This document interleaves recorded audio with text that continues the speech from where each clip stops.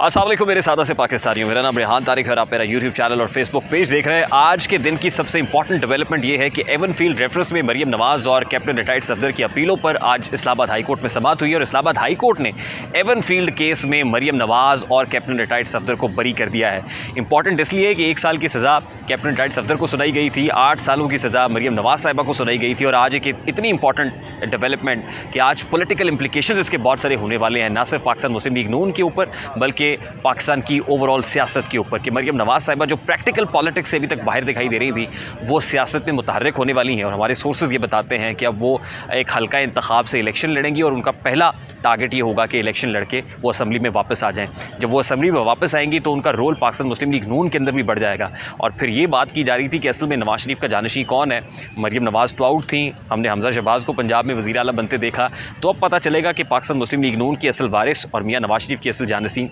मरियम नवाज़ हैं। लेकिन आज के इस केस की अगर बात की जाए तो आज ख़ास तौर पे जस्टिस आमिर फ़ारूक साहब ने जब इस केस की समाअत की तो नैब की तरफ से जो प्रोसिक्यूटर हैं चीमा साहब, वो आज पेश नहीं हुए और बताया गया कि उनकी तबीयत ख़राब है, इसलिए डेप्यूटी प्रोसिक्यूटर नैब सरदार मुजफ्फर जो है वो इस केस के अंदर पेश हुए। जस्टिस आमिर फ़ारूक ने बड़े सख्त सवाल किए आज नैब से। 4 इंपॉर्टेंट सवाल जो नैब को दिए गए थे, जिसमें नैब की तरफ से मोहलत भी मांगी जा रही थी, वो 4 सवाल अपनी जगह पे थे कि 1993 में क्या नवाज शरीफ साहब ने ये एवन फील्ड अपार्टमेंट्स ख़रीदे, तो उस वक्त क्या नवाज शरीफ ने बराह रास्त ख़रीदे थे? फिर क्या जब नवाज शरीफ साहब की अगर मिल्कियत थी तो इसकी फिर टोटल कीमत का तयन क्या है, कितने के थे ये? फिर उसके बाद ये पूछा गया था कि ये 2 चीज़ें आप इस्टेब्लिश करेंगे तो फिर आप कैसे इस्टेब्लिश करेंगे कि मरियम नवाज़ साहिबा ने ये एवन फील्ड अपार्टमेंट्स ख़रीदने में नवाज शरीफ साहब की एयानत की थी। फिर उस ट्रस्ट डीड के ऊपर सवाल उठाया गया था, जिसके ऊपर ये कहा गया कि मरियम नवाज़ साहिबा ने कैलिब्री फ़ॉन्ट इस्तेमाल किया और कैलिब्री फ़ॉन्ट उस वक्त था ही नहीं, जो 2006 में मरियम नवाज़ साहिबा ने सबमिट कराई थी। इसके ऊपर एक मौके पे प्रोसीडिंग्स के दौरान सरदार मुजफ्फर साहब जो डेप्यूटी प्रोसिक्यूटर नैब हैं, नैब को रिप्रेजेंट कर रहे थे, वो बिल्कुल ब्लैंक हो गए और फिर ये कहने पर मजबूर हो गए कि जी नवाज शरीफ साहब की मिल्कियत नहीं है ये एहसास से। जिस वक्त ये कह दिया तो उस वक्त जस्टिस आमिर फ़ारूक साहब ने यकीनन अपना दिमाग बना लिया होगा, ऑल्दो नैब को पूरा मौका दिया गया कि नैब अपना पॉइंट ऑफ व्यू जो है वो बयान करे। लेकिन उसके बाद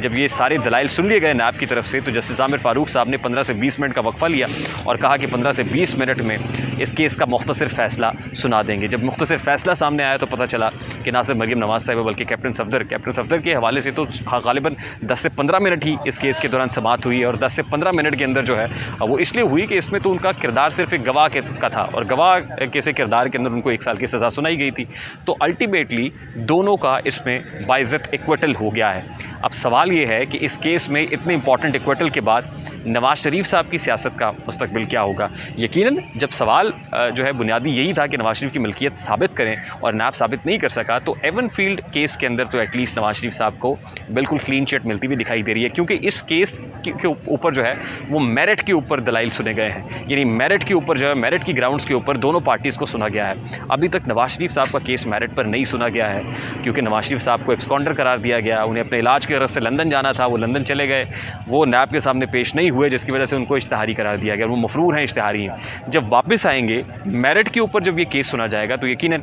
इस केस का यही नतीजा निकलेगा जो आज मरियम नवाज़ साहिबा के केस का निकला है। अब अगले आने वाले दिनों में यूँ लग रहा है कि पाकिस्तान मुस्लिम लीग नून की पोजीशन जो गुज़श्ता 4 साल से बहुत डाउन थी, नोज़ डाइव थी, डिक्लाइन कर रही थी, वो रिवाइव हो जाएगी और अल्टीमेटली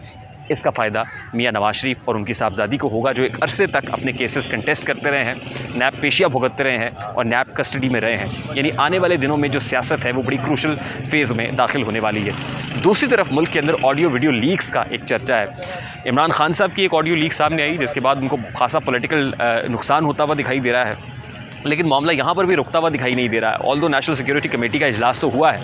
लेकिन अब ये सुनने में आ रहा है कि इमरान खान साहब की, ऑल्दो बहुत सारे लोगों ने वो वीडियो देखी भी है लेकिन मंजर आम पर नहीं है, सुनने में ये आ रहा है कि इमरान खान साहब की वो वीडियो भी अब रिलीज़ होने वाली है। और अगर ज़्यादा प्रेशर उन्होंने क्रिएट करने की कोशिश की, पॉलिटिकल माइलेज लेने की कोशिश की, तो वीडियो रिलीज़ कर दी जाएगी। और वो अखलाक बाख्ता वीडियो है,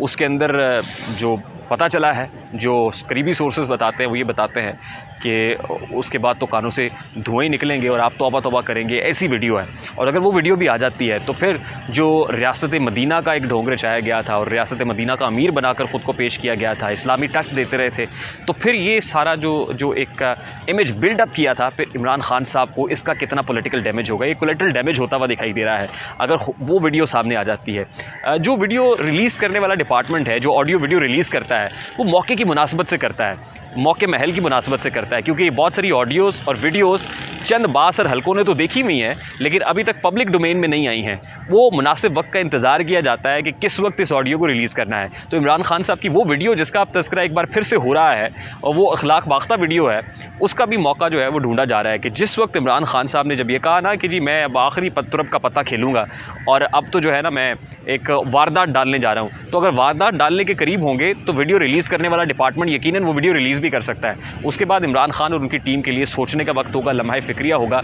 और दिखाई ये दे रहा है कि इस वक्त बेटर पोजीशन के अंदर, बेटर बार्गेन पोजीशन के अंदर भी नवाज़ शरीफ साहब और मरीम नवाज़ साहिबा है और आने वाले दिनों की सियासत भी इन दो शख्सियात के गिर्द घूमेगी। मुझे रेहान तारिक को इजाज़त दीजिए, अपना बहुत सारा ख्याल रखिएगा। अस्सलाम वालेकुम।